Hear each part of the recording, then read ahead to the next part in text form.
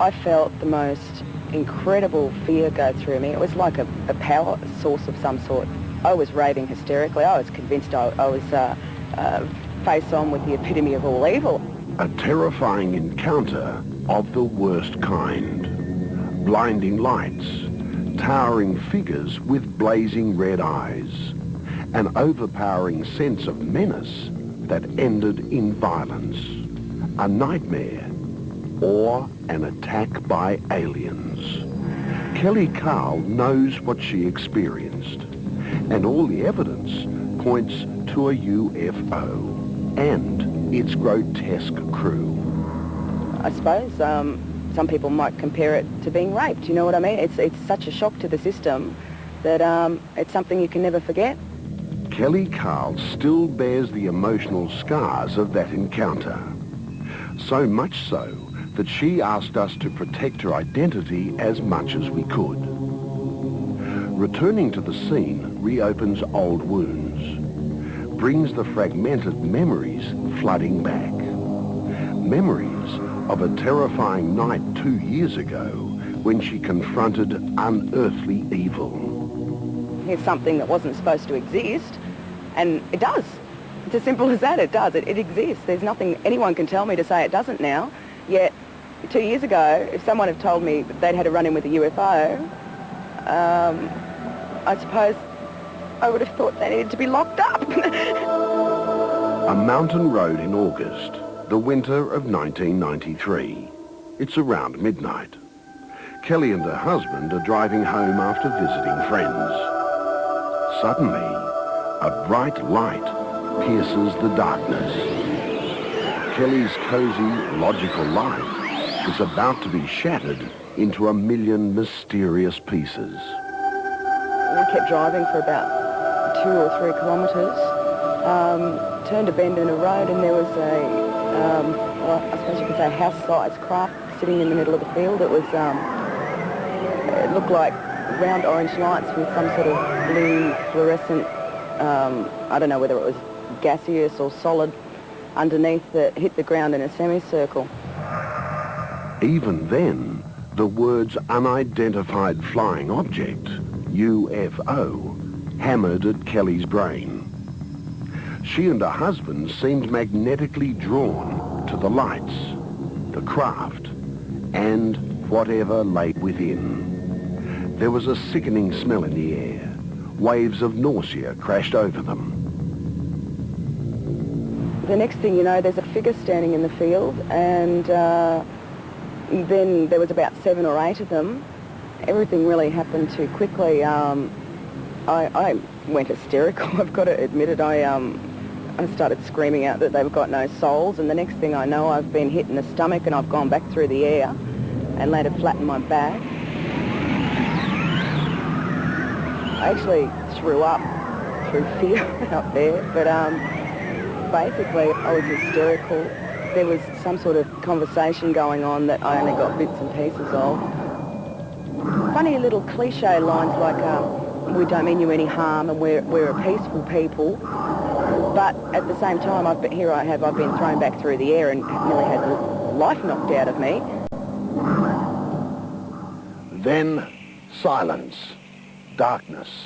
The craft, the figures disappeared. Kelly and her husband found themselves back where they began, in their car, parked by the roadside. By Kelly's reckoning, the terror lasted just 10 minutes, yet in actual fact, more than an hour had gone by. An hour Kelly could not account for. The question is, what horrors occurred during all that lost time? It's a question no one has been able to answer. Not even John Ockertell, one of the world's leading UFO researchers, can shed any light on that part of the mystery. He and a team of independent investigators have studied the incident for more than a year, and they've reached some startling conclusions.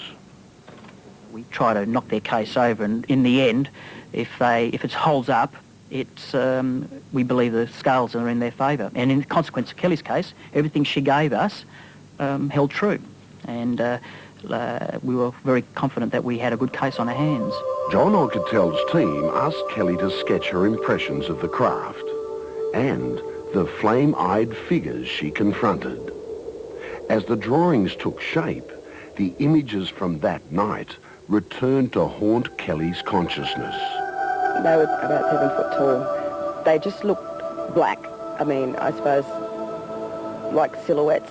It was out on the field at night, but when their eyes lit up red, they were like red stoplights, like flies' eyes. They were that large on the face that they were like flies' eyes on a fly's face.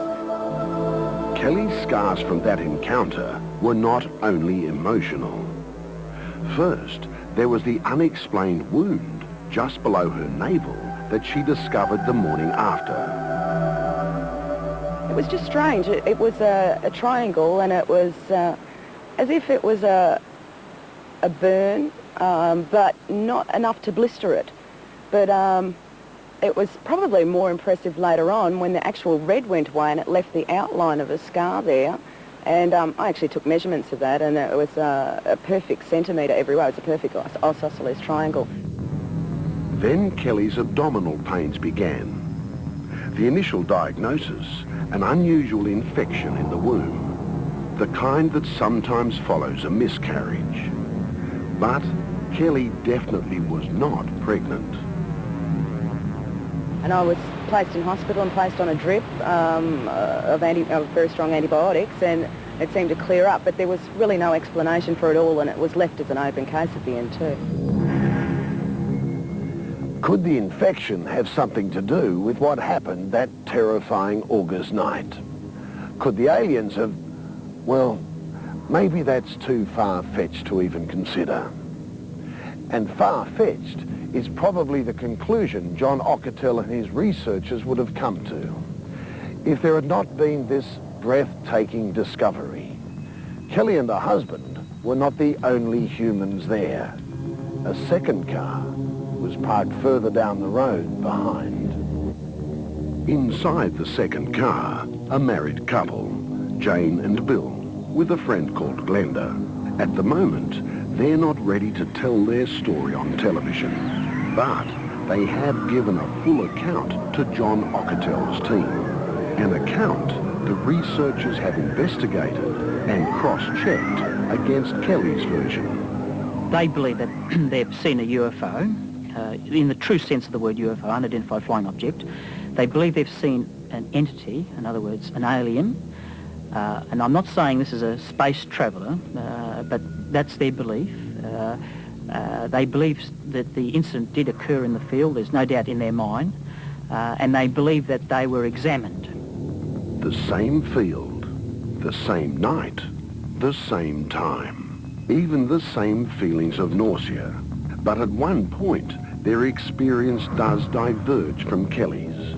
There was no fear, no hysteria, just calm.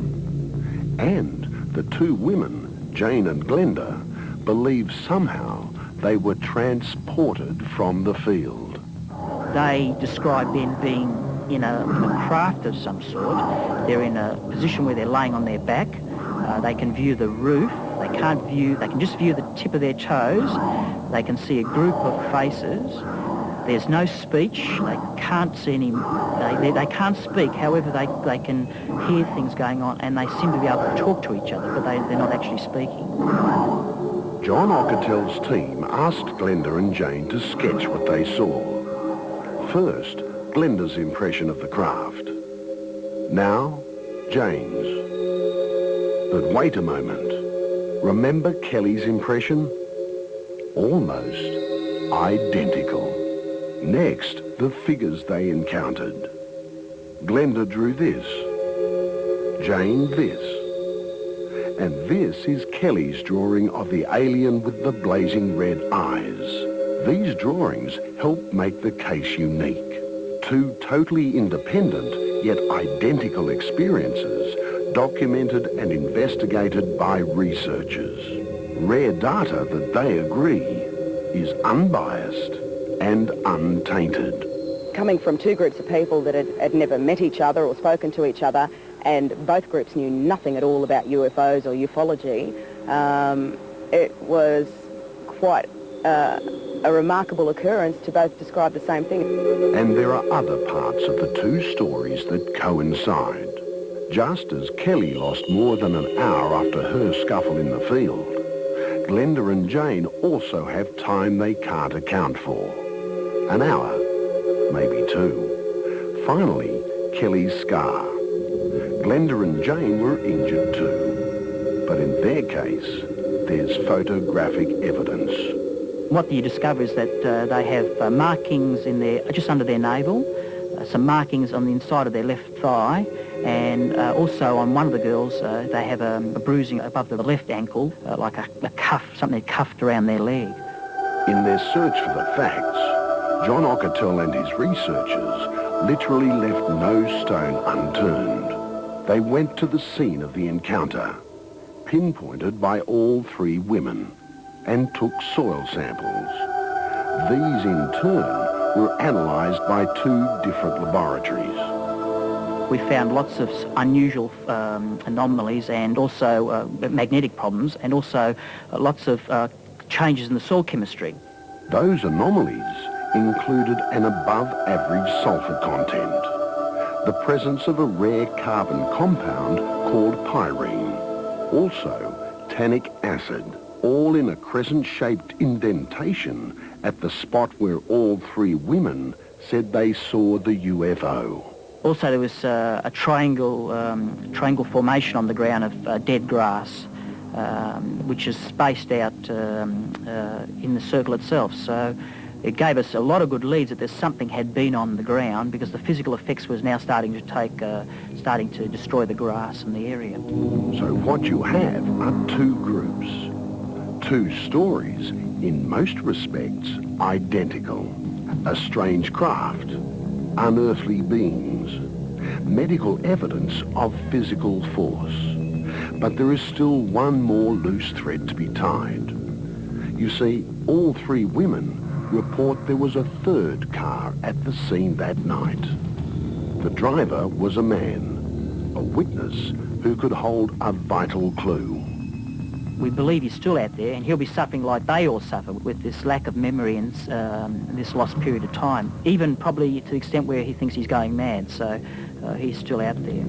As for Kelly Carl, she's still trying to put her damaged life back together, still waiting for the emotional wounds to heal, still desperate to find the missing pieces that will help her understand exactly what happened to her that night in August 1993. You know, I was a married woman with 3 kids. I was just an average housewife. I mean, now it's ruined my marriage. It's ruined my life. It's almost to the stage where I wonder if I'm ever going to be able to have a normal life, because somewhere along the line someone's going to know that, you know, this has happened to me.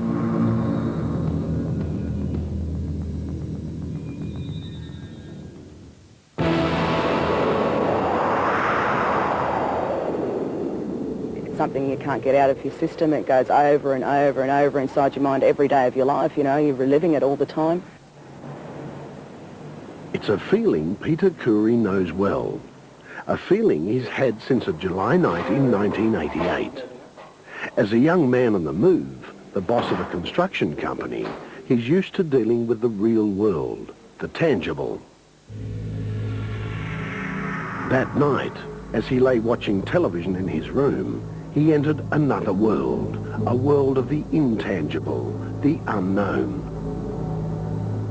All of a sudden I felt something grab me on the ankle, and I just got a sensation of pins and needles running up through my body.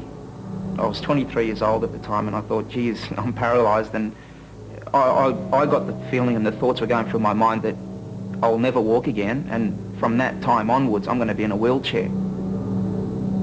Peter Curry couldn't move, but he could think, he could see. And what he saw when he looked to his right was like nothing on earth.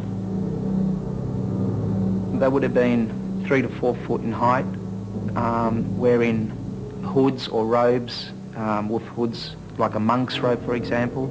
They had like a very wrinkly forehead. They had shiny, dark face. Their skin was like a shiny, black, leathery look to it. Their mouths, their lips were pretty large, and they didn't make any noise or speak or anything like that. And at the foot of Peter's bed, he saw two more figures, more hideous than the first. They were taller, 7 to 8 foot tall. They had the oval, big, large black eyes, goldish coloured skin, pointed chin, very small mouth, like just a slit for the mouth, and two little holes for what nose or nostrils, where they'd be. At that point, one of the tall figures moved closer. Then I noticed in his hand he had, I'd say it was like a needle of some type, a syringe, and he pointed it to the top of my head, right about there. And as that he inserted it in, I mean, didn't feel any pain whatsoever. But as soon as that was inserted in my head, I blanked out. This is Peter Curry's impression of that encounter. He says an encounter with aliens. To me, they were alien, you know, in the sense that I never seen that type before. So to me, they were alien. They were from some other dimension, some other planet. I don't know where they come from. But it was a shock to have them in my room anyway. The next morning, Peter found a scar, like a cigarette burn on his leg. He went to his doctor, and her diagnosis: it's impossible to say what the actual cause was. Peter Curry also talked to his fiancée about the experience. I was explaining to her what happened, and I pointed to the top of my head, and when I did that, I just touched it, and under my nail there was dried blood. And she had a look, and she basically said to me, "There's a puncture mark there." Peter's thought deeply about his experience. There's one aspect that baffles him. After the initial shock of the paralysis, he felt no fear, none at all. I felt like they cared. I really do. You know, I really felt that the emotion that this being was projecting towards me was true and real. It wasn't imagination at all. Kath Ross also felt an aura of calmness, of peace, during her brush with the unknown. That was more than 7 years ago. She was working as a photographic model, a career she's since abandoned. The night that I got these marks on my head here, I was just home in suburbia asleep, and it must have been about 2 a.m. And there was a very bright light in my room. Kath says it was like trying to look directly at the sun. She couldn't open her eyes. She saw nothing, but she felt 3 light touches on her forehead, 3 pinpricks. Then she too blacked out and slept until later that morning.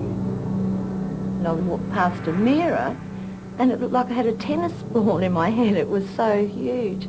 So I went straight to my doctor, and he took tests and couldn't understand why there was no pain. There's no pain whatsoever. And it took about 3 weeks before the swelling subsided, and it left me with these 3 scars. Kath Ross says the doctor's tests showed no signs of poisons. Those pinpricks could not have been insect bites. She's still trying to come to grips with her experience. Like Peter Curry, she has her theories. All of them point to aliens. Aliens on a mysterious mission. One they both believe was friendly. I think they've got a power to calm me down, because that's how I felt the particular night this happened.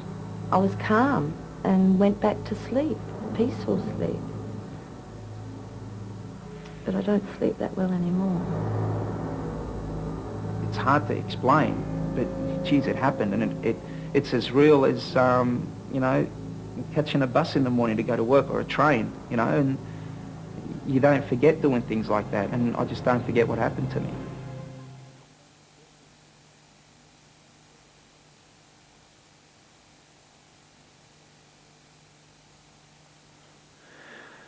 Everything you've seen is documented fact. The people interviewed were not actors. They were the people actually involved in each story. Normal people who have had their lives turned upside down by the experience. Academics and scientists do not dismiss the stories out of hand. There are too many of them. Too many credible people saying the same thing. And too many governments seemingly keen to keep the lid on things. Are there aliens out there? Maybe. Goodbye.